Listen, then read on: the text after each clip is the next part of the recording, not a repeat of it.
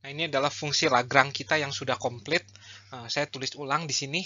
Nah, sekarang saya akan mencoba menurunkan ini, menurunkan fungsi Lagrange tersebut ini terhadap W ya. Dan hasilnya itu adalah masih sama seperti tadi sih ya. Jadi adalah W dikurangin sigma I dari 1 sampai N alfa I kali YI dikalikan XI ya, vektor XI. Nah, ini sama dengan 0. Nah, kita bisa juga turunkan fungsi Lagrange ini terhadap C ya. Ya, dan kita akan mendapatkan masih sama juga seperti tadi, yaitu adalah sigma I sama dengan 1 sampai N alfa I YI ya. Nah, namun sekarang ada parameter yang baru, yaitu adalah ini ya, C ya. Jadi kita bisa turunkan fungsi Lagrange kita terhadap C ya. Nah, ini kita akan mendapatkan apa nih? Yang muncul C itu ini ya di sini, berarti kita ada B terus dikurangin ada C lagi di sini ya, berarti ini ada alfa I dan kemudian ini adalah beta I ini sama dengan 0. Nah, dari sini kita mendapatkan kesimpulan bahwa alfa I plus beta I itu harus sama dengan B gitu ya. Dan karena beta I itu harus positif, berarti alfa I itu paling besar dia tuh kalau beta I-nya itu 0 ya. Jadi ketika beta I-nya 0, alfa I-nya itu sama dengan B. Ya, berarti atau dengan kata lain, jika BI-nya itu sembarang, alfa I itu paling besar itu B, dan dia paling kecilnya itu 0 ya. Nah, inilah dapat dari sini nih kenapa alfa I-nya itu paling besar itu B. Nah, kemudian meaning-nya itu apa? Nah, kita udah tahu meaning kalau alfa I itu sama dengan 0, artinya itu XI itu adalah support vector ya.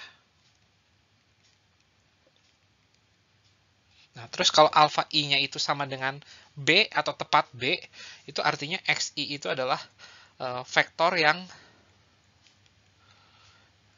melakukan violation ya. Apa artinya dia melakukan violation? Artinya itu ini misalnya ini marginnya nih.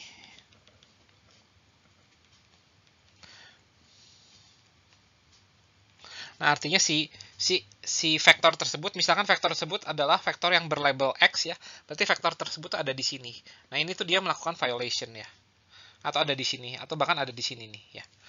Nah, jadi vektor yang melakukan violation itu artinya dia tuh masuk ke dalam margin atau dia menyeberangi ya. Itu yang artinya melakukan violation. Tapi kalau alpha I-nya itu di antara sorry saya salah. Kalau alpha I-nya sama dengan 0, artinya tuh dia X itu ada di interior ya.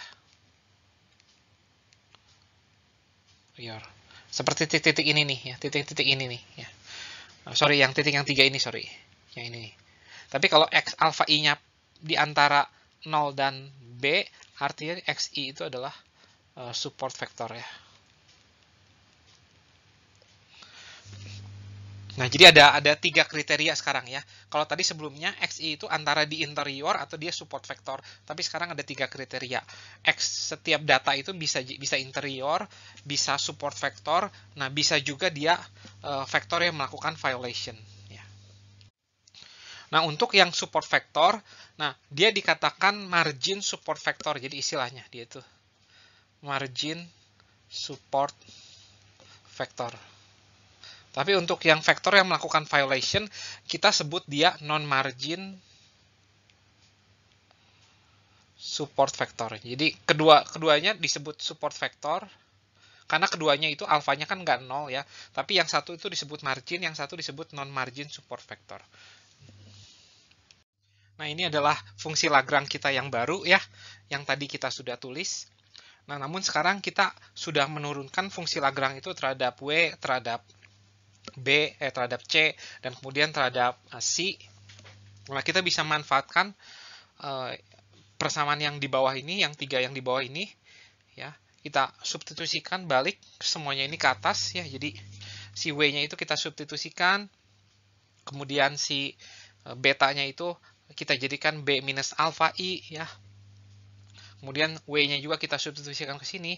Nanti bisa dibuktikan bahwa kita akan mendapatkan fungsi Lagrange yang baru yang hanya tergantung dari alfa saja, ya, yaitu adalah sigma I dari 1 sampai N alfa I dikurangin setengah, ada 2 sigma di sini ya, I sama dengan 1 sampai N dan J sama dengan 1 sampai N. Ini adalah alfa I, alfa J, YI, YJ, dan XI transpose dikalikan XJ ya.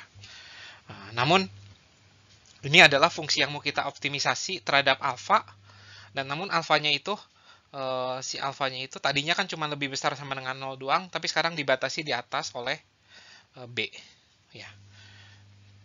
Dan kita punya syarat ini nih, syarat ini yang belum kita pakai, bahwa alfa I dikali YI kalau dijumlahkan semua itu harus 0 ya. Nah, ini adalah masalah optimisasi kita yang baru ya, yang kita akan plugin, yang kita akan serahkan ke quadratic programming sehingga kita bisa mendapatkan alfanya ya. Nah, tadi perbedaan fungsi Lagrange ini dengan yang hard margin tuh cuman di sini doang nih.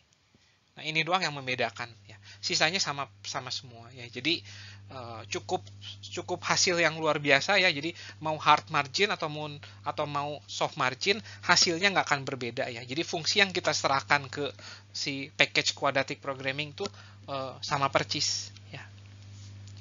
Jadi nah, dengan ini kita akan bisa mendapatkan alfanya ya. Jadi si quadratic programming akan menghitung dan dia akan mendapatkan alfa 1 sampai alfa n, dan dari sini kita bisa mencari nilai W, kita bisa mencari nilai C-nya, kita bisa mencari nilai apalagi betanya, beta I-nya kita bisa dapat cari semua ya. Nah, jadi sekarang saya coba summary langkah-langkah yang kita lakukan ketika kita melakukan atau mencari soft margin classifier. Nah, yang pertama kita dapatkan datanya dulu ya, ada N buah data. Nah, kemudian yang harus kita lakukan itu adalah kita memilih nilai dari si B ya. Jadi B-nya itu adalah parameter B-nya itu kita harus fix ya, karena kita nggak bisa itu kita cari ya, harus kita fix dulu. Nah, setelah B itu kita fix, nah kita tinggal mencari nilai alfa 1, alfa 2, sampai alfa n yang optimal, yang kita ambil dari fungsi Lagrange kita yang terakhir tadi tuh. Nah, kita serahkan tadi masalah Lagrange kita ke package quadratic programming, dan dia package tersebut akan mengeluarkan alfa 1 sampai alfa n yang sudah optimal ya. Nah, beberapa di antara mereka 0, itu menandakan bahwa titik-titik tersebut itu adalah titik interior ya. Ya, terus beberapa dari mereka nilainya sama dengan tidak 0, tapi masih kurang dari B, berarti mereka titik-titik itu tuh adalah vektor-vektor tersebut tuh adalah support vektor atau margin support vektor. Dan beberapa dari alfa 1 sampai alfa n itu adalah sama dengan B, nilainya sama persis sama B.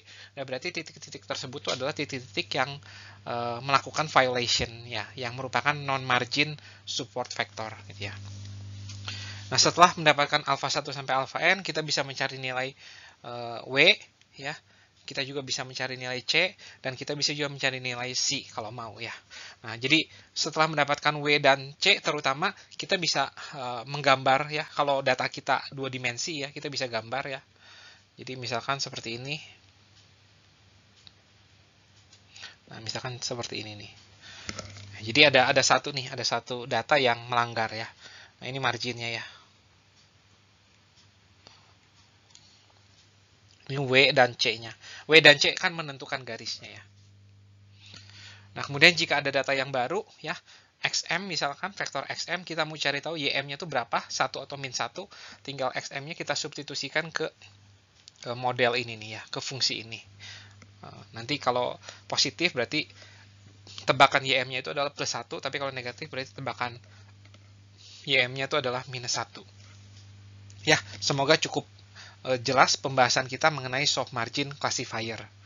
Nah, sekarang jika kita punya data, nah apakah kita pakai kernel atau pakai soft margin classifier gitu ya. Nah, biasanya kita modify, kita combine ya. Jadi kita tetap pakai kernel, tapi kita juga tetap pakai soft margin classifier, karena tidak ada data yang terpisah secara sempurna walaupun secara linear atau non-linear. Biasanya tidak ada data yang terpisah secara sempurna.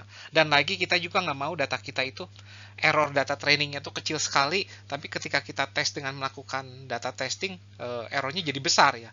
Itu kan masalah overfitting ya. Jadi biasanya error data training nggak apa-apa besar, atau nggak apa-apa nggak nol, tapi kan kita bisa terhadap data testing siapa tahu jadi lebih bagus.